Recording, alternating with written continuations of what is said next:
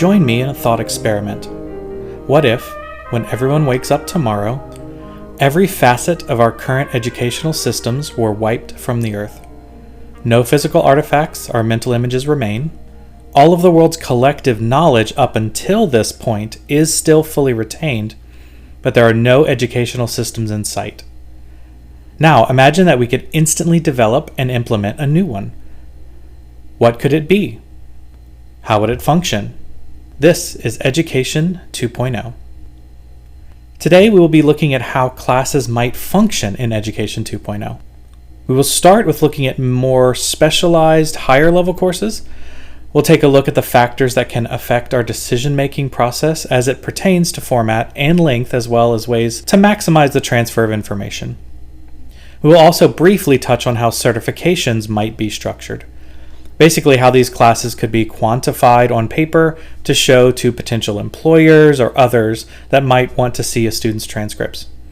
And finally, we will explore possible limitations and complications that may crop up if we implemented a system like this. Since we will be talking about class structure in this episode, let's first break down what would define a single class in Education 2.0. This is not looking at day-to-day operation and calling one day a class. Think more along the lines of the entire year of Algebra 2, for instance, as one class in this context. This is usually called a course, but I want to save the word course for later use. This is going to be more geared toward the upper levels, so comparable to like high school or college, university level. The first and possibly largest difference is that this class would have a much more concentrated focus than a traditional high school class or college course. Instead of a time frame of 1 year or 1 semester, these classes would be significantly shorter and have a smaller scope of content. So, for example, one class could be learning the quadratic equation, and it would take place over 1 week in 5 one-hour-long sessions. At the conclusion of the class, the students would attain a certification of some sort. We will not be going into this yet, but just think of the class outcome as not only increasing a student's knowledge or understanding, but also something more tangible that would be relevant to an employer. Or this certification could be used internally by the school to allow the student to attend sessions with content of an appropriate level. This is a bit of foreshadowing for later in the episode. The information within this class would be presented by an expert in the field that could be physically present or, more likely, brought in virtually. We will call this person, surprise, surprise, the expert going forward. There would also be a person present that would help prep the students for the session, answer any questions during the session, or perhaps submit those questions to the expert if necessary, and gauge student understanding after the session. I will be referring to this person as the class lead. The third piece of the puzzle, technically, goes without saying, but I want to mention them because they should always be at the forefront when designing an educational system. Those people are the students who attend the session. Now that we have taken a rudimentary look at scope and personnel involved, we should also examine some other questions or ideas that might need to be considered when looking into implementing this new class structure. These are in no particular order of importance, since they should all be considered. First off, what would maximize information retention? Though this next point is outside the scope of this specific episode, there has been some research recently looking into education and making. By making, I mean design and creation. This is more commonly referred to today as makerspaces. As an example, this can include digital design software and 3D printers.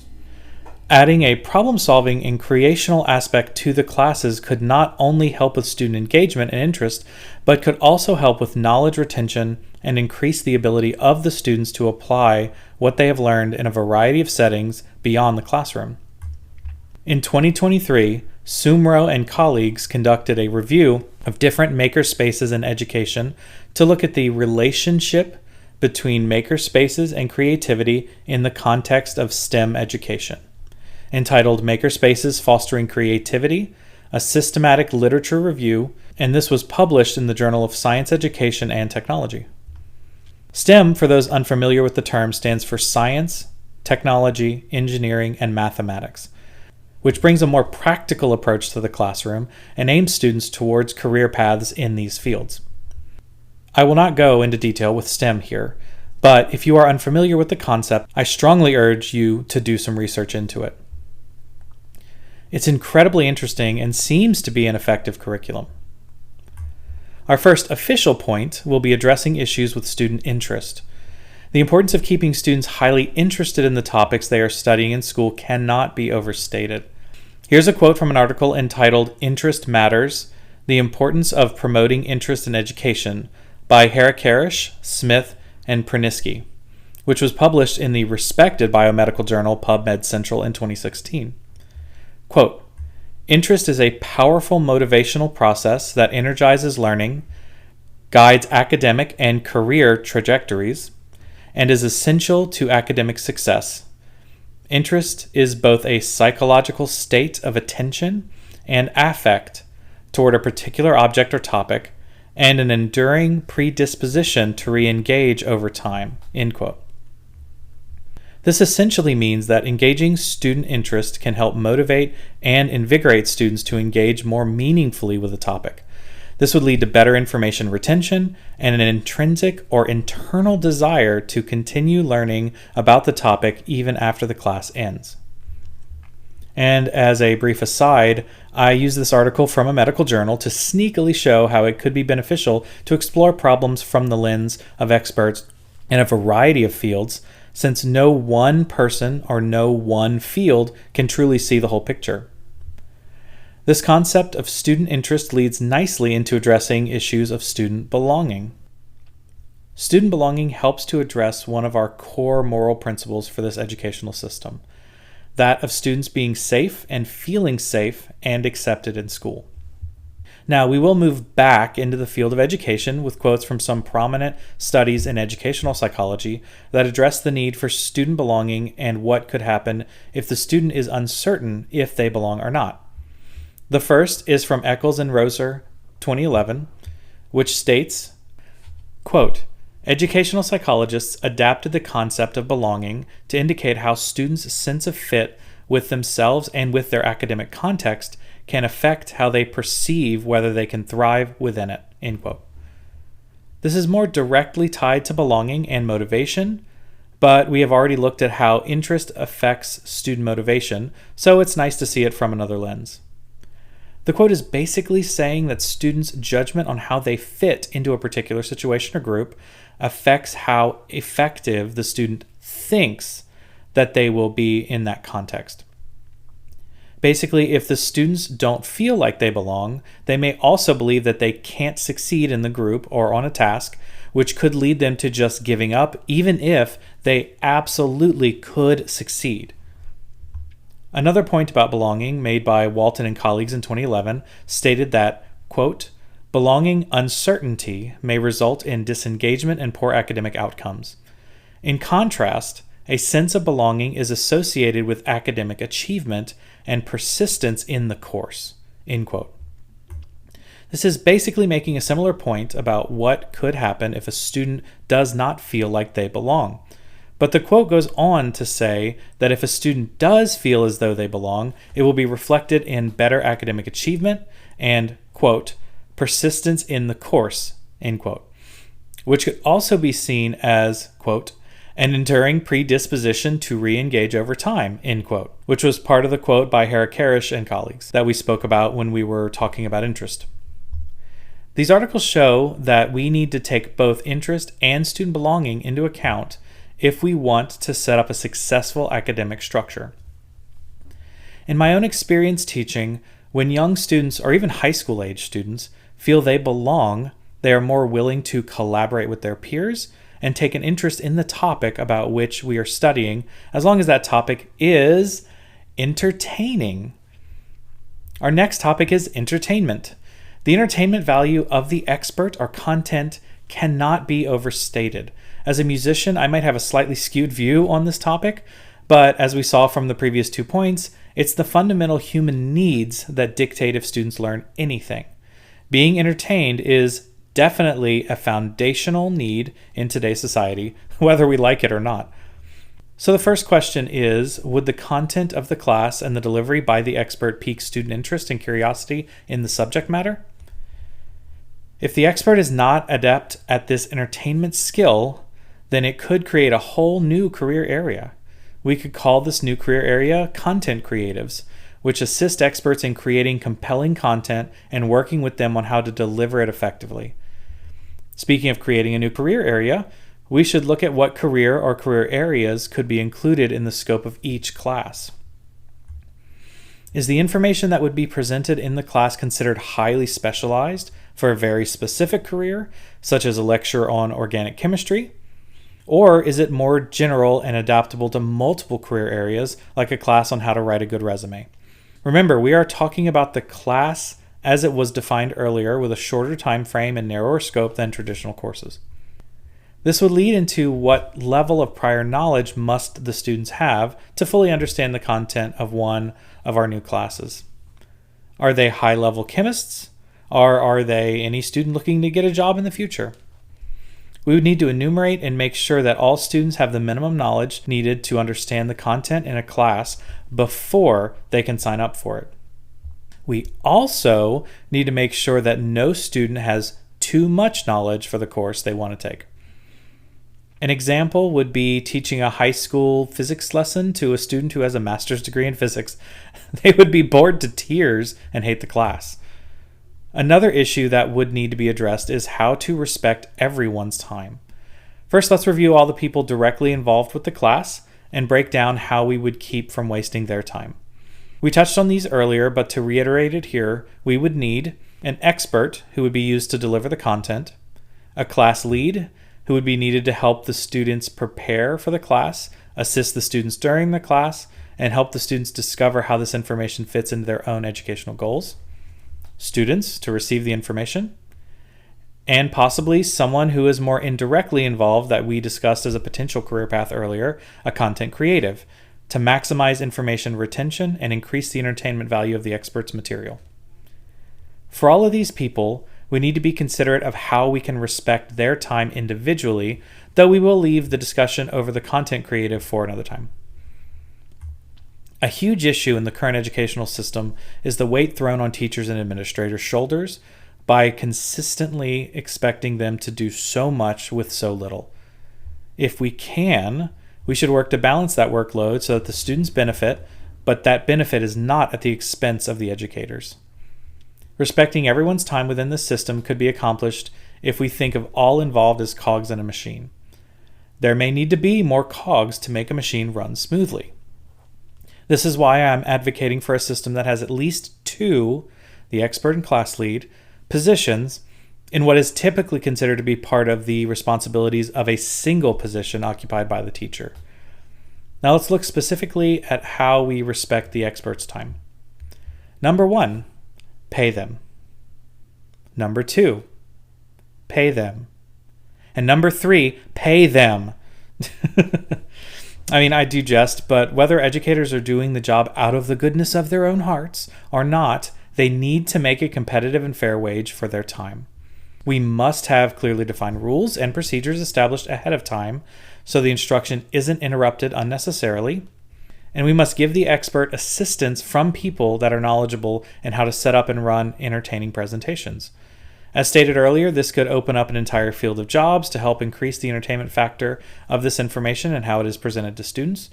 I called them content creatives, but I'd be interested to hear your ideas if you want to leave them in the comments or email me at education2.0@gmail.com. That's education, TWOPOINTOH@gmail.com. This content creative would probably also need to make content, or at least instructions, available to the class lead if there might be some class participation during the event. Okay, how do we respect the class lead's time? Number 1, pay them too. Again, clearly defined rules and procedures established ahead of time. Our system must make sure that the class lead has the adequate knowledge to assist the students before, during, and after the event.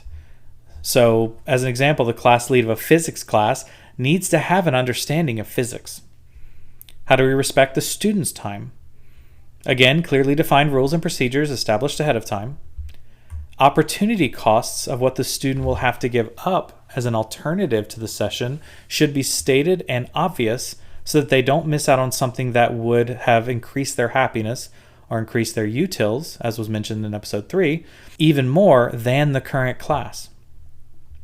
Someone must clearly vet students attending the event so that they all have the prerequisite knowledge to understand the content and to ensure they don't already have knowledge which far exceeds the content. An administrative responsibility that could help to respect the time of everyone involved could be to use computer tools and perhaps AI to generate and perfect viable schedules for a vast quantity of events and classes to help mitigate opportunity cost and increase the probability that students can attend all the classes they are interested in. Having been involved in the scheduling process in schools, I can say that it is incredibly hard. This is actually one of the largest reasons why a system like the one I propose wouldn't have worked 10 to 15 years ago. But now that a computer could do 90% of the work and have a person tweak the last 10%, it is completely doable. Another aspect of the class itself we need to look into is how long should each session be? How many sessions are needed to get the point across? This could likely vary from student to student, but having a baseline is valuable. We could then move into what accommodations would be needed at the individual level. Again, this should be balanced with respecting the time of all those who are involved. For instance, having the expert commit to a several-month-long class could dissuade them from wanting to teach it at all. After all, depending on their regular job, which we may pull in experts who have other jobs, they're likely still going to be very busy producing research and conducting studies in their field, or running a business, or working in some way. On the other hand, a very short session with compacted material could leave students lost and feeling as if they wasted their time. Maybe short micro sessions could be pre-recorded by the expert and produced into a video by a content creative, then watched more at the student and class lead's leisure. There are many avenues to explore as we dig more deeply into this, but for now, let's move on to the questions of audience size. How can we maximize the number of students attending each class? If the session is highly specialized, then less students will want to or be able to be in attendance. In this case, we could increase the number of schools or groups participating. For example, if a quantum physicist is giving a talk about advanced concepts in the field, there may only be a handful of students per school that would be interested. So we would want to set up this event in a way that allows multiple schools to participate at once. This could also be a good use of AI tools to help balance it with the schedules of multiple schools. On the other hand, if the information is more widely applicable, then there could be many students at one school who would want to attend the event. Maybe the event would only include students from one school or a small group of schools at once. Perhaps this event would have more experts presenting much more often so that each event would have a manageable number of participants. This would, of course, open up other questions like how do we ensure a consistent level of content across multiple presenters? What if one school gets less information from their expert than another? To that end, how will student mastery be determined? This is likely a question of standardization and how to handle it. That'll be a topic for the future. This increase in the number of similar classes would mean that there would be a greater need for experts that are willing to teach, and these lower level classes could employ people who have not yet advanced to the higher levels of the more specialized content. An analogy in our current educational system to exemplify this could be having students in college or in grad school teaching these less specialized but more in-demand courses. For example, maybe an undergraduate business major could teach the introductory class of business communication that goes over basics like email and memos, but not a class that goes into corporate law. Speaking of communication, another aspect of the class to look into would be its interactivity. How do the students communicate with the expert, if they even do? Will there be a Q&A with the expert? Are there moments of discussion between students built into the curriculum? This should probably be the case if we want to implement strategies that increase student belonging. Are there any physical components to the class? For example, an art class would have students using art supplies to create. Some classes may be more interactive than others, and that's okay, but we need to try to find a maximized level of interactivity that provides the highest retention with the least amount of repetition. Again, we are trying to respect everyone's time here. If we are to implement an education system using this class structure, we would need to vet the validity of the information and even the validity of the expert for each class. This would be alleviated slightly if we change certifications to more reflect achievement. If the expert was educated in this new system and the certifications are implemented in this way, a school could just choose the available expert with the best looking certifications for the session. Again, when I speak on certifications, they are like high school diplomas, undergraduate, graduate degrees, bachelor's, master's, that kind of thing. All certifications would have to be more informative than they are now. And then they could better inform schools when picking the expert for each topic or discussion. In a future episode, we can discuss what a school could look for in an expert besides just the certification level, of course. This next point may be a bit controversial, but we should consider dynamic paths and outcomes as opposed to static or standardized outcomes. The word dynamic in this context means a process or system characterized by constant change, activity, or progress. By dynamic, I mean that our new education system could allow students to gain different knowledge but develop similar skills and abilities, which could lead to distinct but equal certifications. Standardization in quality is necessary, but perhaps not so much for standardization of coursework. The knowledge and delivery of the experts inside of the class sessions should be standardized to an expert. For instance, and I am making up every part of this as an illustration, if Brian teaches a level 12 algebra class in California and John teaches level 12 algebra class in New York, the material should align. The students would get what I would call dynamic options. So one student might get to a certain certification level, again, think high school diploma or equivalent, by using algebra all the way up to that level 12 class taught by Brian or John. But another student could attain the same or at least equally valued certification by only going to algebra level 6 and doing something else to bridge the gap with different computation-based coursework up to that level 12. When schools first started a long time ago, students very likely could have been taught a high percentage of all the necessary and relevant knowledge for their time, because we did not have nearly the amount and variety of information we do today. In our modern society, one single person wouldn't be able to retain even a fraction of our total current understandings. This leads us to the question of what do we want students to know? I believe one approach to this extremely complex question would be, in some cases, to make the knowledge goals more dynamic.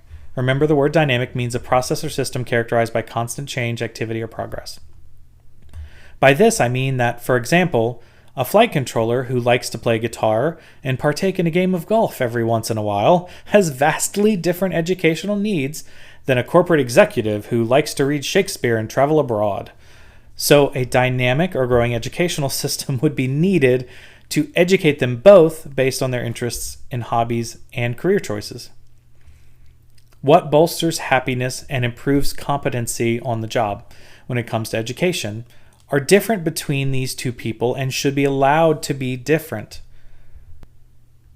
This goal of dynamic knowledge would necessitate a dynamic curriculum. To create this curriculum, we would need to take into account the knowledge that we agree all students should learn. A not so comprehensive list of these are in the second podcast of Education 2.0, labeled The What's, if you're curious. Or if you think of anything which could be added to this list, leave it in a comment where comments are enabled, or send them to me via email at education2.0@gmail.com. That's all spelled out, so education, TWOPOINTOH@gmail.com. After this foundational knowledge is achieved, the students should be allowed to hone their skills in fields that make them happy and that they may want to pursue as a career or even as a hobby. This curriculum should also build and foster skills that are deemed important. Again, there is a basic and likely incomplete list of these also in the second episode. And yes, I do include hobbies in this decision-making process because a hobby can help a person find meaning / belonging / identity just as much or more so than a job or career. Now, we are not truly doing our due diligence unless we evaluate some potential complications and limitations of this thought experiment of an education system. For one, how do we differentiate instruction and provide accommodations for students that need them within a class? Honestly, I'm not sure, and there won't ever be a one-size-fits-all solution, but if we keep this idea in mind as we develop the concepts, and as we increase the number of people performing this thought experiment with us, we should be able to come up with some fantastic solutions. If the format structure suggested in this episode is the dominant format for upper level courses, the complexity of schedules would likely become overwhelming. We would need to attempt to maximize class options and availability for students, which could prove difficult. This would mean trying to make sure that students could attend a high percentage of the different classes and sessions that they would be interested in attending. We need to try to maximize their utils, or happiness rating, and reduce their opportunity costs, aka sessions they would have to give up to attend a class. When we start building the schedule of these sessions, we need to be mindful of all the other classes a student might want to attend and the other responsibilities of the experts. As a possible solution to this, time conflicts could be mitigated by further research into student interest. Perhaps the data would show that students who are highly interested in biochemical engineering are also more likely to want to pursue music as a hobby, so it would be helpful to reduce the amount of crossover these two areas have time-wise. This would likely be different for different school contexts or social groups or even age ranges. Performing more research into these areas would be invaluable. Now, back to the example. Maybe on the other hand, biochemists rarely go into acting. In that case, these classes could have more overlap. These overlaps could also occur at different tiers of the class. So perhaps an upper level chemistry class could cross over with an upper level acting class. This would still give the students the option to do the lower level at a non-competitive time frame. Plus, additional individual accommodations could be made, like giving students time to watch recordings of sessions and time to work with a class lead to do some of the activities they missed, though this type of accommodation could be more difficult in a performance-based class or one with heavy discussion. We also need to incorporate a system for resolving conflicts that we can't now fully account for. Another limitation presents itself in the idea that we would need a complex system for tracking student prior knowledge to help maximize the knowledge gained by the student in each class. A student who doesn't understand basic algebra stepping into an advanced calculus class would be wasteful. This would be a waste of time not only for the student but also for the class lead and expert. This issue could potentially be mitigated by reducing the scope of each of the certification levels and the time it takes to get them. This issue is outside of the scope of this episode, but to briefly explain, it could be beneficial to have a system of tiered certifications. As an example, a student could be certified in physics to level 6, but chemistry to only level 3. This could be considered micro certifications. A macro or larger scale certification could be a certified scientific inquirer, which would require 20 levels in the sciences. I'm making all of this up, by the way. But the paths could be vastly differentiated and individualized based on what type of science classes they choose to attend. For instance, one student could have a level 20 physics certification to attain this macro certification, but another student might have 5 levels in physics, 5 in chemistry, 7 in biology, and 3 in geology, which adds up to the 20 needed. They both would have the skills necessary to be a scientific inquirer, but one is much more highly specialized in physics, while the other would do better in a hybrid job situation. Again, this goes back to providing students with more choice aligned with their interests. To tie it back to the class structure mentioned earlier, if one session requires a physics score of 11, then the second person in our example, who doesn't have that, would probably be lost or would not get enough out of it. On the other hand, if it's a class more tailored to the general scientific inquirer level, perhaps a class that has been designed for a student that has done at least 20 levels in the sciences, but doesn't specifically require a single branch, then both students would gain from attending, even though their education has been vastly different up until this point. Another complication to keep in mind is that a system would need to be created for how these levels and points would be determined, which is also not within the scope of this episode. The topic of class structure is a vast and deep topic that we will absolutely look into later in later episodes. But I believe we are done for today. We looked at many factors that will go into making decisions about our classes, including the scope, how to respect people's time, and how to maximize information value. We also briefly touched on how certifications might be structured, and we ended very academically, looking into the potential limitations and complications that would arise inside a system like this. Be on the lookout for our next episode on Spotify, Apple Podcasts, Amazon, or wherever else podcasts are cast. And finally, I have started a Patreon. You can now find us at patreon.com/education 2.0. I want this to become a community as we go forward with this thought experiment. We will need your help and your ideas as we create this new system. Your patronage is very much appreciated and needed for me to be able to devote more time to this project, considering how long it's been since the last episode I made. So be sure to tune in next time to Education 2.0.